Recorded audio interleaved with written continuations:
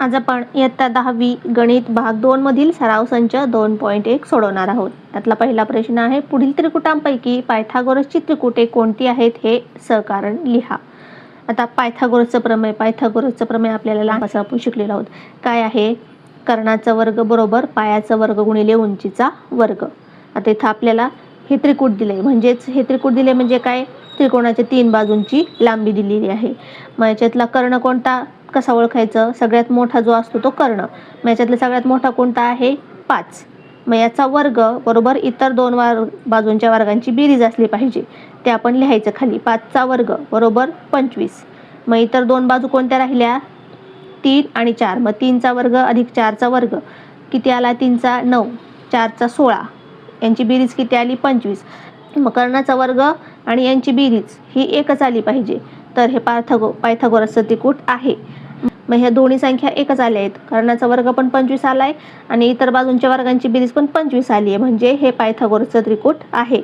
म्हणजेच 5चा वर्ग बरोबर 3चा वर्ग अधिक 4चा वर्ग. या ठिकाणी मोठ्या संख्येचा वर्ग हा इतर 2 संख्यांच्या वर्गांच्या बेरजे इतका आहे. म्हणून मग 3, 5, 4 हे पायथागोरसचे त्रिकूट आहे. आता पुढं काय करायचं? सगळ्यात मोठी संख्या घ्यायची. कोणती आहे? 12. तिचा वर्ग करायचा 44. इतर 2 संख्यांच्या वर्गांची बेरीज करायची. किती आली? 97. दोन्ही सारख्या आल्या का? नाही आल्या. आल्या नाही तर हे पायथागोरसचं त्रिकूट नाही. म्हणून मग खाली लिहायचं 144 इज नॉट इक्वल टू 97.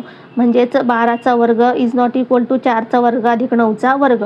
म्हणून मग या ठिकाणी मोठ्या संख्येचा वर्ग इतर 2 संख्यांच्या वर्गांच्या बेरजे इतका नाही. म्हणून मग 4, 9, 12 हे पायथागोरसचे त्रिकूट नाही. पुढं त्रिकूट दिले 5, 12, 13. मोठ्या संख्येचा वर्ग करायचा. मोठी संख्या आहे याच्यातली 13. इतर 2 संख्यांच्या वर्गांची बेरीज करायची. किती आली? 169. दोन्ही पण बरोबर आले आहेत. म्हणजेच हे पायथागोरसचं त्रिकूट आहे. म्हणून मग 13चा वर्ग बरोबर 5चा वर्ग अधिक 12चा वर्ग. या ठिकाणी मोठ्या संख्येचा वर्ग इतर 2 संख्यांच्या वर्गांच्या बेरजे इतका आहे. म्हणून मग हे पायथागोरसचं त्रिकूट आहे.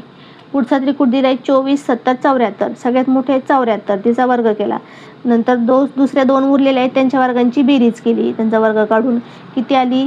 5476. इकडं किती आली? 5476. दोन्ही सारखे आले म्हणजे हे पायथागोरसचं त्रिकूट आहे. म्हणून मग 74चा वर्ग बरोबर 24चा वर्ग अधिक 70चा वर्ग.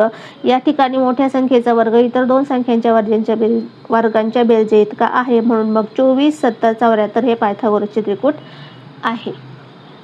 पुढचं त्रिकूट आपल्याला दिलंय 10, 24, 27. सगळ्यात मोठ्या संख्या घ्यायची. किती? 27. 27चा वर्ग केला. किती आले? 729. उरलेल्या 2 संख्यांच्या वर्गांची बेरीज करायची. 10चा वर्ग अधिक 24चा वर्ग. 10चा वर्ग 100, 24चा वर्ग 576.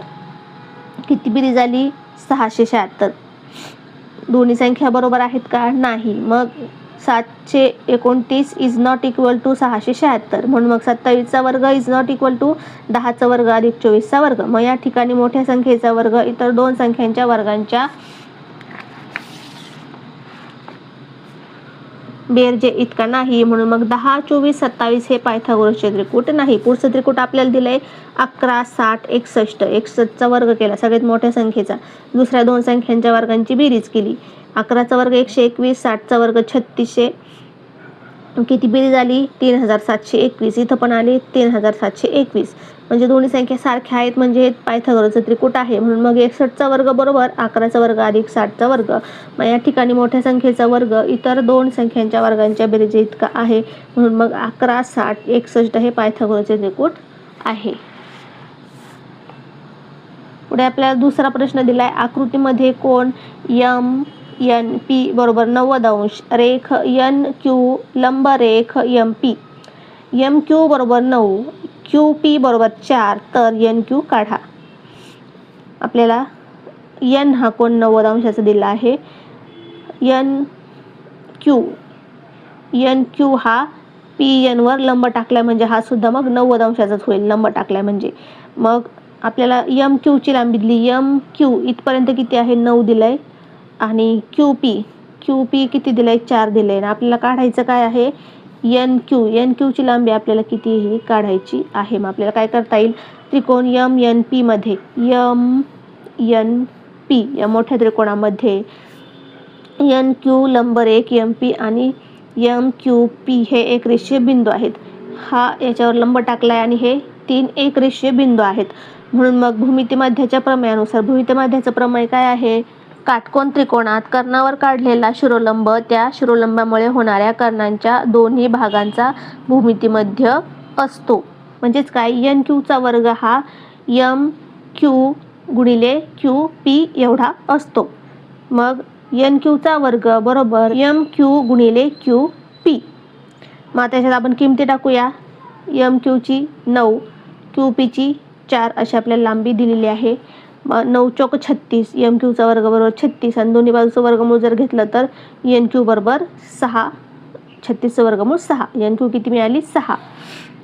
पुढं तिसरं उदाहरण. आकृतीमध्ये कोण क्यू पी आर बरोबर 90 अंश, रेख पी एम लंबरेख क्यू आर आणि क्यू एम आर हे एकरेषीय बिंदू आहेत. क्यू एम आर हे एकरेषीय बिंदू. पी एम बरोबर 10, पी एम 10 दिली आहे, क्यू एम 8. यावरून क्यू आर काढा. क्यू आर ही पूर्ण आपल्याला काढायची आहे. किती आहे? क्यू आर किती आहे ती काढायची आहे. मग त्रिकोण पी क्यू आर मध्ये पी क्यू आर या मोठ्या त्रिकोणामध्ये हा 90 अंशाचा इथं कोण, म्हणजे ही एक बाजू, ही एक बाजू, हा कर्ण आहे. मग पी एम लंब क्यू आर, पी एम ह्या क्यू आर वर लंब आहे म्हणून मग हे एकरेषीय बिंदू आहेत. मग भूमिती मध्याच्या प्रमाणानुसार काय, पी एमचा वर्ग बरोबर क्यू एम गुणिले एम आर असं आपण लिहू शकतो. मग पी एमचा वर्ग बरोबर क्यू एम गुणिले एम आर. मग पी एम दिले 10, 10चा वर्ग बरोबर क्यू एम दिले 8 आणि एम आर काढायची आहे आपल्याला, ती आपल्याला दिलेली नाही, मग ती आपण तशीच घेतली. मग एम आर आपण इकडे घेतलं, हा 10चा वर्ग केला तर इथं झाला 100, हा 8 इकडं छेदात. मग 8ने 100ला भागलं राहिलं 12.5. एम आर किती मिळाले आपल्याला? 12.5. आणि आपल्याला काय पूर्ण काढायचे? Q R.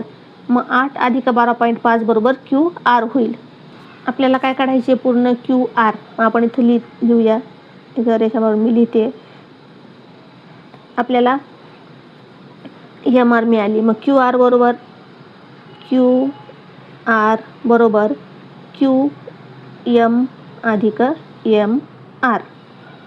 क्यू एम अधिक एम आर बरोबर पूर्ण क्यू आर, कारण हे एकरेषीय बिंदू आहेत. क्यू एम आर याला आपण कारण देऊ शकतो. मग क्यू आर आपल्याला काढायचे. क्यू आर बरोबर क्यू एम किती आहे? 8 अधिक एम आर किती आहे? 12.5. मग क्यू आर बरोबर 8 आणि 12 किती झाले? 20.5 येईल. क्यू आर बरोबर 20.5. चौथा प्रश्न. त्रिकोण पी एस आर मध्ये दिलेल्या माहितीवरून आर पी आणि पी एस काढा. आर पी आणि पी एसची लांबी आपल्याला काढायची आहे. आता हा कोण 90 अंशाचा आहे, हा 30चा आहे, म्हणजे हा असणार 60 अंशाचा. आणि 30, 60, 90च्या प्रमेयानुसार मग आपण कर्णासमोरील बाजू आपल्याला दिली आहे, म्हणजे आपण ही कर्णाची पण आणि या बाजूसुद्धा लांबी काढू शकतो. मग आपण आधी लिहिलं आहे त्रिकोण पी एस आर मध्ये कोण पी बरोबर 30 अंश आपल्याला दिला आहे. कोण एस बरोबर 90 अंशाचा, हा सुद्धा इथे 90 अंशाचा दिला आहे. म्हणजे आर कोण किती असणार आहे? 60 अंशाचा, कारण तिन्ही कोणाच्या मापांची बेरीज किती असते? 180. मग हा 30, हा 90, म्हणजे हा 60 अंशाचा, उरलेला कोण 60 अंशाचा. म्हणून मग त्रिकोण पी एस आर हा 30 अंश, 60 अंश आणि 90 अंश मापाचा त्रिकोण आहे. म्हणून मग 30 अंश, 60 अंश, 90 अंश त्रिकोणाच्या प्रमेयावरून कर्ण 30 अंशासमोरच्या 30 अंश कोणाच्या समोरची बाजू असते ती कर्णाच्या निम्मी असते. मग ते आपण मांडले खाली. एस आर ही बाजू 1/2 कर्ण पी आर, कारण ही 30 अंशाच्या कोणासमोरील बाजू आहे. एस आर आपल्याला दिली 6 बरोबर 1/2 पी आर. मग पी आर इकडं ठेवलं, 6 इकडं, हे दोन इकडे घेतले तर काय होतील? गुणाकारात, म्हणजे 6 गुणिले 2 ते आपण इकडे घेतले. 6 गुणिले 2. पी आर किती मिळाले आपल्याला? 12. पी आर मिळाली 12. आता आपल्याला काढायची आहे पी एस. मग पी एस बरोबर वर्गमुळात 3/2 गुणिले पी आर. मग 60 अंशाच्या कोणासमोरील बाजू आहे ही एस. पी एस कोणती आहे? ही 60 अंश. इथं कोण किती येईल? 60 अंशाचा. आणि 60 अंशाच्या कोणासमोरील बाजू ही कर्णाच्या वर्गमुळात 3/2 एवढी असते. मग त्याच आपण मांडले आपण मग खाली आपण मांडले की PS बरोबर वर्गमुळात 3/2 गुणिले कर्णाच्या 3/2 पट असते. वर्गमुळात 3/2 पट असते. मग PS आपल्याला काढायची आहे तशी ठेवली, वर्गमुळात 3/2. PR आता आपण काढली ती आली 12, ती आपण किंमत टाकली आणि मग बेसाई 12 म्हणजे 6 वर्गमुळात 3. PS किती आली? 6 वर्गमुळात 3 आली. पुढे 5वा प्रश्न, आकृतीमध्ये दिलेल्या माहितीवरून AB आणि BC काढण्यासाठी पुढील कृती पूर्ण करा. AB आणि BC ची लांबी आपल्याला काढायची आहे. AC हा कर्ण आपल्याला 8 वर्गमुळात 8 दिला आहे आणि AB आणि BC या समान मापाचे आहेत. म्हणजेच बघ, ह्या दोन्ही समान मापाचे आहेत म्हणजे हे कोण किती असणार? हा 90चा आणि हे राहिलेले दोन्ही सारखे असणार. सारख्या बाजू समोरील कोण 45 अंशाचे. म्हणजेच 45 90 या त्रिकोणाचं प्रमेय आपल्याला इथं वापरावं लागणार आहे. हे आपल्याला इथं कृती करून दाखवली. आपल्याला फक्त रिकाम्या जागा इथं भरायच्या आहेत. AB बरोबर BC हे आपल्याला इथं याचं कारण लिहायला सांगितलं. हे आपल्याला उदाहरणात दिले म्हणजे इथं आपण लिहिणार पक्ष. उदाहरणार्थ आपल्याला माहिती दिली असते ती असते पक्षामध्ये, आपण लिहिणार पक्ष. मग कोण BAC बरोबर BAC हा किती अंशाचा येणार? 45 अंशाचा. कारण हे दोन्ही बाजू सारख्या आहेत म्हणजे हे दोन्ही, हा 90 जर असेल तर हे दोन्ही 45 अंशाचे, म्हणून हा 45 अंशाचा 45 अंश. मग AB आणि BC हे सारखे आहेत, आपल्याला उदाहरणात दिलेलं आहे. इथं दोन्ही सारख्या दाखवलेल्या आहेत. AB बरोबर BC बरोबर मग 45 अंश समोरीलची बाजू किती असते कर्णाच्या? 1/2 पट असते. म्हणून इथं आपण काय लिहिणार? 1/2 गुणिले कर्ण AC. हे काय 1/2 गुणिले इथं AC ची फक्त किंमत टाकली. मग हे जसे तसं खाली येणार 1/2. आता ह्या चौकटीमध्ये सुद्धा आहे 1/2 जसे तसं खाली 1/2 आणि इथं हे 8चे आपल्याला वर्गमुळात 8ची फोड करून दिली. इथं हे वर्गमुळात 8 आपण कशी लिहू शकतो? 2 गुणिले 2 गुणिले 2 वर्गमुळात. मग ही 2ची जोडी आपण बाहेर घेतली तर येतील 2 आणि वर्गमुळात 2 असेच राहतील. म्हणजे 8चे आपण काय केले? 2 वर्गमुळात 2 असे लिहिलं आहे. हे 1/2 आहे तसे. मग हे छेदातले वर्गमुळातले 2 आणि अंशातले वर्गमुळातले 2 कट झाले. किती राहिले? 1 गुणिले 2 म्हणजे किती आलं? 2. म्हणजे AB आणि BC किती आल्या? 2. 6वा प्रश्न, एका चौरसाचा कर्ण 10 सेमी आहे तर त्याच्या बाजूंची लांबी व परिमिती काढा. चौकोन ABCD हा चौरस आहे असं मानू आपण. चौरसाची बाजू 1 सेमी मानू. चौरसाची प्रत्येक बाजू आपण 1 सेमी मानली. कोन B बरोबर 90 अंशाचा आहे. चौरसाचा कोन हा B 90 अंशाचा दाखवला आहे. त्रिकोण ABC मध्ये मग हा त्रिकोण जो तयार झाला आहे इथं कर्ण काढल्यामुळे त्या ABC त्रिकोणात पायथागोरसच्या प्रमेयानुसार ABचा वर्ग अधिक BCचा वर्ग बरोबर कर्णाचा वर्ग. आता आपल्याला ह्या बाजू मिळतील.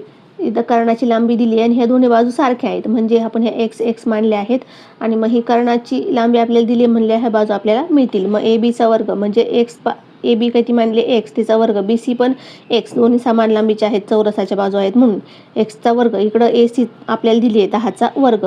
मग x 2xचा वर्ग बरोबर 100, 10चा वर्ग 100. मग हे 2 इकडे घेतले, xचा वर्ग राहिला, 2 इकडे गुणाकारात होते, इकडे आले भागाकारात. 100 भागिले 2 झाले 50, xचा वर्ग बरोबर 50. मग x बरोबर वर्गमुळात 50. दोन्हीचं वर्गमूळ घेतलं तर x बरोबर वर्गमुळात 50 आले. मग हे 50 कसे लिहू शकतो? 25 गुणिले 2 म्हणजेच x बरोबर वर्गमुळात 25 गुणिले वर्गमुळात 2. हे वर्गमुळातले 25 आपण बाहेर काढू शकतो कारण याचं वर्गमूळ आपल्याला माहिती आहे किती आहे? 5. म्हणून हे 5. 2चं काढता येत नाही म्हणून हे वर्गमुळात आहे तसे ठेवले. x किती आला? 5 वर्गमुळात 2. ही आहे चौरसाची बाजू. आपल्याला काय काढायची? चौरसाची परिमिती. मग चौरसाची बाजूची लांबी आपल्याला मिळाली. चौरसाची परिमितीचं सूत्र लिहिलं 4 गुणिले बाजू, त्याच्यात बाजूची लांबी टाकली आणि 4 4 20 वर्गमुळात 2 सेंटीमीटर. चौरसाची परिमिती किती आली? 20 वर्गमुळात 2 सेंटीमीटर. 7वा प्रश्न आहे, कोण DFE बरोबर 90 रेख FG लंबरेख ED. जर GD बरोबर 8 FG बरोबर 12 तर पहिला प्रश्न दिलाय EG ई जी आणि एफ डी आणि ई एफ या बाजू आपल्याला काढायच्या आहेत. आता भूमिती मध्याच्या प्रमेयानुसार एफ जीचा वर्ग बरोबर डी जी गुणिले जी ई. आता हा कर्ण म्हणजे इथून राखलेला लंब आहे, म्हणजे हा भूमिती मध्यच्या प्रमेयानुसार आपल्याला एफ जीचा वर्ग बरोबर डी जी गुणिले जी ई असं लिहिता येईल. मग यांच्यात किमती आपण टाकल्या.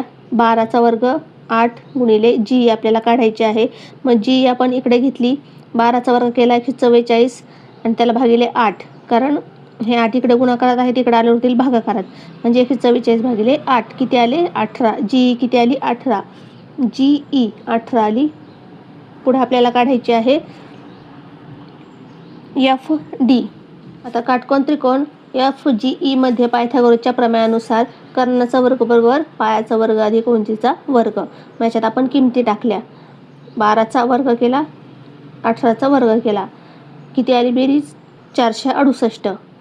मग 468 आपण कशी लिहू शकतो? 36 गुणिले 13. 36चा वर्गमूळ आपल्याला माहिती आहे, म्हणून 36 वर्गमूळाच्या बाहेर निघाले 6. 13 वर्गमूळात राहिले. ई एफ किती आली 6 वर्गमूळात 13.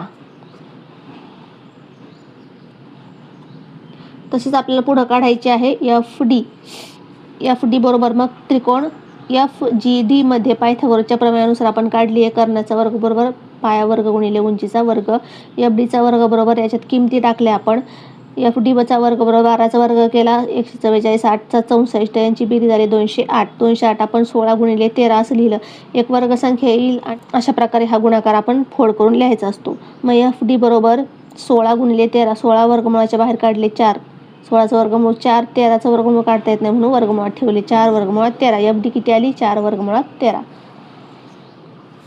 8वा प्रश्न आहे, एका आयताची लांबी 35 सेमी व रुंदी 12 सेमी आहे, तर त्या आयताच्या कर्णाची लांबी काढा. आता आपण एक आयत काढलाय समजावं म्हणून ए बी सी डी हा आयत काढला आहे. आता त्याची लांबी आपल्याला दिली 35 आणि रुंदी दिली आहे 12 आणि कर्णाची लांबी काढायची. आता इथे हा काटकोन त्रिकोण तयार झाला आहे पहा. ए बी सी हा काटकोन त्रिकोण तयार झाला आहे, कारण हा आयताचा प्रत्येक कोन हा काटकोन असतो म्हणून. मग ह्या काटकोन त्रिकोणात आपल्याला या कर्णाची लांबी काढता येईल. म्हणून मग आयताचा प्रत्येक कोन हा काटकोन असतो, म्हणून मग कोन ए बी सी, बी हा कोन काटकोन आहे 90 अंशाचा, म्हणून मग त्रिकोण ए बी सी या काटकोन त्रिकोणात पायथागोरसच्या प्रमेयानुसार कर्णाचा वर्ग बरोबर पायाचा वर्ग अधिक उंचीचा वर्ग. मग ए सीचा वर्ग बरोबर 12चा वर्ग अधिक 35चा वर्ग. 12चा वर्ग 144, 35चा वर्ग 1225, यांची बेरीज झाली 1369. हा कशाचा वर्ग आहे 37चा. मग दोन्ही बाजूचं वर्गमूळ घेतलं तर ए सी किती आली 37 सेंटीमीटर. मग आयताची कर्णाची लांबी आपली आली आहे 37 सेंटीमीटर. अशा प्रकारे आज आपण हा संपूर्ण सराव संच सोडला आहे. यानंतर सराव संच पाहण्यासाठी चॅनलला सबस्क्राईब करा.